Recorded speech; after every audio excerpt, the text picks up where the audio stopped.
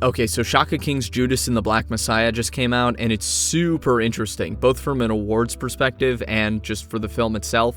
Early on, all we knew about this film was that Daniel Kaluuya is really good as Fred Hampton, and it wasn't really clear whether or not it was going to release on time for the Oscars. Ultimately, with its February release, it has just barely made the deadline and will compete, although it has missed a lot of the critics' precursors.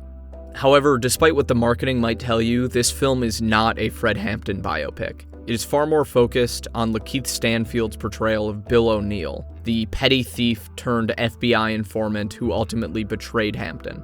And this is what makes this film really interesting. It is not a biopic, not at all. And Daniel Kaluuya being pitched for Best Supporting Actor is not even category fraud. That's fair, honestly. It's better than Brad Pitt for Once Upon a Time in Hollywood, honestly.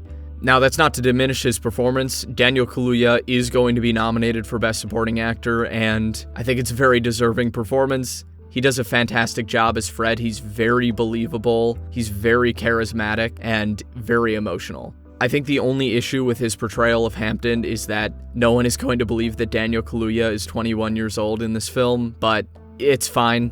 I guess that serves more as a twist when the film is over and it says that he died at 21, and you're like, what? But somebody who's being criminally underrated in this film is Lakeith Stanfield. He's the villain of this story, and we're not even supposed to empathize with him. He's the capitalist to Fred Hampton's Marxist. He is portrayed as cowardly, as weak, and he serves as a way for the audience to understand how white supremacy functioned in this period, and specifically with the Illinois Black Panther Party. If you think I'm describing this film as more radical than it actually is, go watch the movie, trust me. A lot of comparisons have been made to the trial of the Chicago 7. Both of these movies feature Bobby Seale and Fred Hampton, each taking a much larger role for one than the other. But what this film does that Aaron Sorkin won't do is it is very explicit about what it's talking about. Fred Hampton talks endlessly about socialism, Marxism, the class struggle, the proletariat movement. J. Edgar Hoover and the FBI's COINTELPRO is portrayed in no uncertain terms. These are not cartoon villains by any means, but they are real-life villains. And the film is not trying to take some kind of neutral stance on things. And I think that's ultimately where it's going to lose Oscar voters. They like movies like The Trial of the Chicago 7, which don't really ruffle feathers.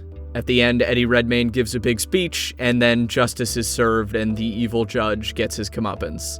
No such thing happens in Judas and the Black Messiah. Justice is not served, and perhaps never has, and the film wants you to know that. Almost everything about this film is very tight and well done. The script moves at a brisk and highly entertaining pace. Many people compare it to Donnie Brasco plot-wise, but I think you might be confused over who the good guys are and who the bad guys are if you're making a direct Donnie Brasco comparison. I would look more into, what's in the title of Judas and the Black Messiah. Of course, I'm referring to Jesus Christ Superstar, a story that also focuses on the villain. Overall, while the film is certainly deserving of nominations for Best Picture, Best Director, Best Original Screenplay, and Best Actor for Lakeith Stanfield, ultimately I think this film is going to end up with one nomination for Daniel Kaluuya. What the Oscars want is a biopic, and you can isolate his performance, which is just fantastic, and reward that on its own, but I think they will do a disservice to the film by ignoring it otherwise. Personally, I highly recommend Judas and the Black Messiah. It might make you uncomfortable, but ultimately that's the point. And isn't that what good art does?